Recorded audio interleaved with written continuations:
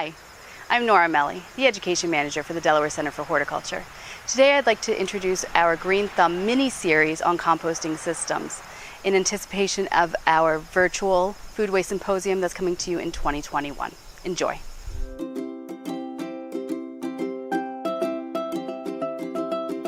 Hi, how's it going? My name is Gordon Starr, and I'm the Membership and Volunteer Manager for the Delaware Center for Horticulture. Today, we're going to be talking about composting. This here compost bin is great for your small urban gardens. It's really easy to use too. All you have to do is take your food scraps and chuck them in the top, wait for a couple months, and then you'll be getting really nice compost out the bottom. This compost bin has an open bottom design, which allows for soil organisms and worms to integrate with your compost.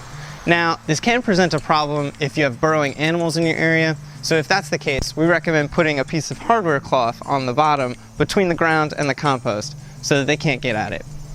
The only caveat to this design is that it's difficult to turn with a shovel, but that's okay. You can just leave it be for a couple months and it'll be all sweet. Thanks so much for watching. Don't forget to press subscribe and like, and we'll catch you at the next one.